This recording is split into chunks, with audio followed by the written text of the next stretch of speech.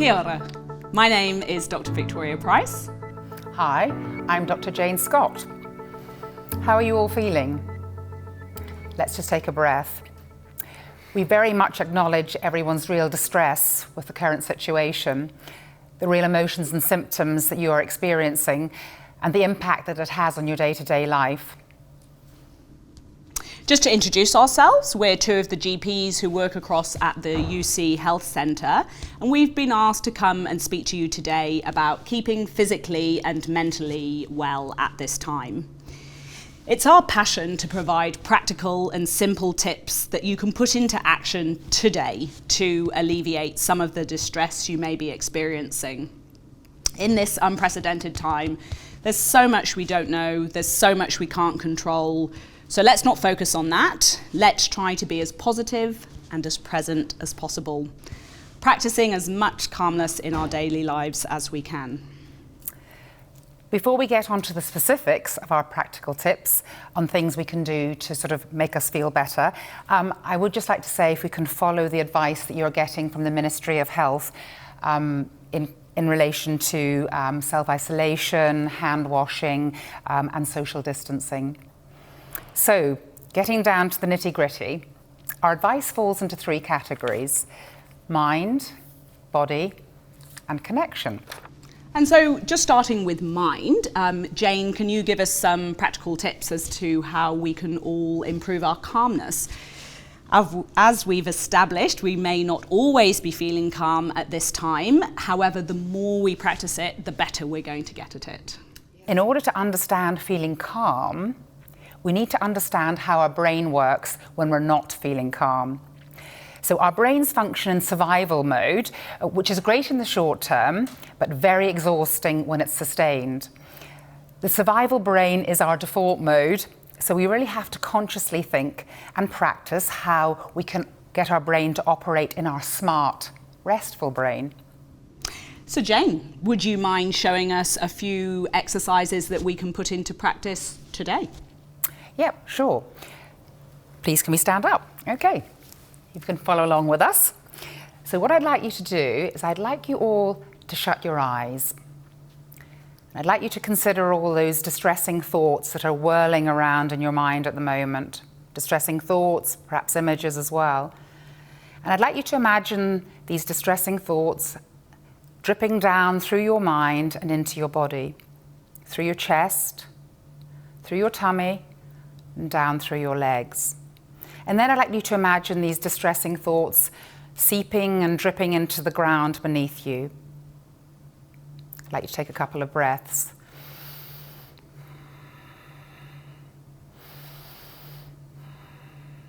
And I want you to feel how light you feel and hold that feeling. Now, I hope that makes you feel a little bit better. So another very easy breathing exercise I'd like to help you consider and we try out now as well is what we call the 3-4-5 breath. And essentially what that is, it's breathing in for the count of 3, holding for 4, and out for 5. Now, if you can practice this several times through the day, which I have to say I do, with considerable success, it just becomes natural and you just feel that your whole body feels much calmer and just able to take on stressors that might be happening around you. I'd also like to mention gratitude. This plays a huge role in our smart brain operating. So I'd urge you to spend perhaps a minute a day thinking of 3 things that you're grateful for. For me particularly, I'm very grateful for this wonderful, beautiful country that I live in. And so I can ponder that certainly. There's been more than 3 things that would make me feel that grateful. Now, Victoria, onto the body, okay?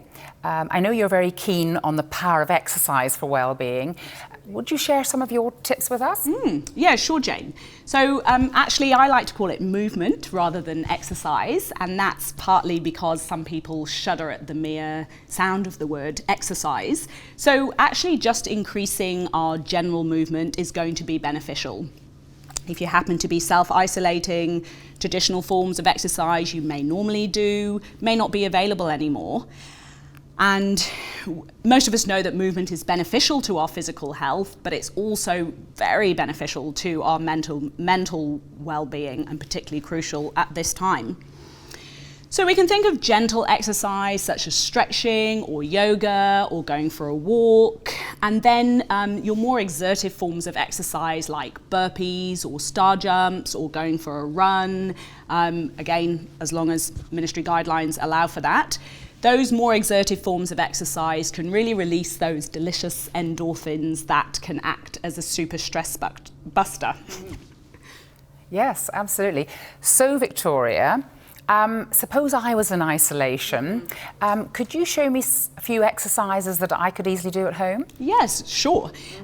So if you're feeling reasonably well and you're at home, you might like to give a few of these exercises a go. If you can, do them in a garden, but if you can't, then just do them in your home. So, just going to move into this little bit of space that we have here.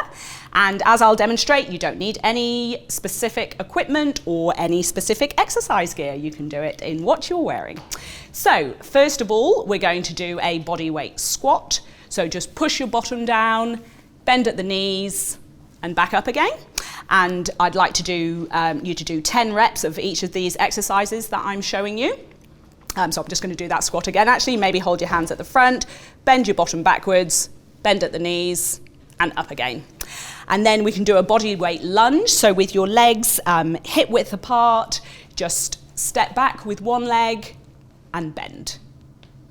And up again. So you can do 5 on the same time, on the same side, or alternate them if you like, or you can move on to the other side, such as that. The next one, that's a good one to do, very simple, calf raises. So we're going up on our toes and back down onto our heels, so 10 of those. If you've got a chair positioned, basically we can do some tricep dips. So put your hands on the edge of the chair, just move your bottom slightly forward, make sure it's nice and stable, and then just push your bottom down and up again, bending at your elbows. And the easiest way to do that is with your bottom close to the chair and your knees nicely bent.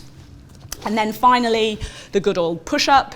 So basically, if you are used to doing push-ups, then by all means get up onto your toes. You're just going to bend at the elbows, put your chest down to the floor and back up again. But if you're not used to doing them or you want to make it the more basic form, then get onto your knees. Still a really good exercise. Bend at the elbows, chest down to the floor and up again.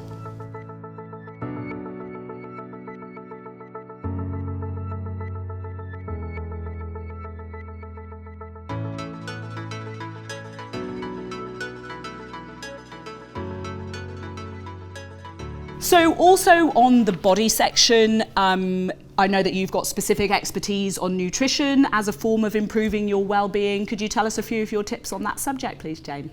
Certainly, Victoria. Yes, as you know, I attended a conference in London called Food, the Forgotten Medicine. Now, this gave me the understanding of how important the things we choose to eat are on our psychological well-being. So here are my sort of 3 top tips to de-stress your diet, or indeed a diet to de-stress you. Firstly, I'd like to mention that it's really important to minimise the highly processed and high sugar foods. It can be misleading at times because often sugar can be quite a high percentage in savoury food. So I would urge you to have a little look at the ingredients on the side of a packet. The reason for being vigilant about this is that what we're really aiming for is a stable blood sugar level, and there's lots of evidence to prove that this actually also provides stability in our mood, and they say there are many sort of scientific papers written on this. The other thing I'd like to mention is about increasing the plant-based foods in our diet with plenty of variety. I'm not advocating particularly a vegetarian or a vegan diet. I'm just saying that we all should try and increase the plant-based foods in our diet. I like to use the analogy of the rainbow diet. If you can eat foods in the different colours of the rainbow, then you can be pretty sure that you're covering lots of different food groups and food types. So that's going to be the best for us. Appreciating the current sort of situation that supply might be possibly a problem there, so you might have to be quite inventive on that one. Lastly, I'd like to mention it's very important to keep well hydrated, mainly with water and herbal teas, that sort of thing, and if you maintain that throughout the day. So, Victoria, finally, can you give us some tips on connection? Absolutely. I think now more than ever, feeling connected with others is crucially important to improving well-being. Although, of course, this can pose some difficulties in the current climate if we have to self-isolate or employ physical distancing. So, again, we may need to get inventive with what we do. I'm normally an advocate of face-to-face connection. However, of course, at these times, this does need to be minimised. So, we want to be looking at utilising technology connections. So messages, of course, are great and simple and quick, but I would urge you to make that phone call, make that FaceTime call. I can't emphasise how much more therapeutic it is to hear someone's voice or to actually see their face. You could even consider writing an old-fashioned letter or notelet, leaving it on a friend's doorstep. Make sure you've washed your hands before you've written it and before you leave it, and of course follow latest ministry guidelines in case any advice on that changes.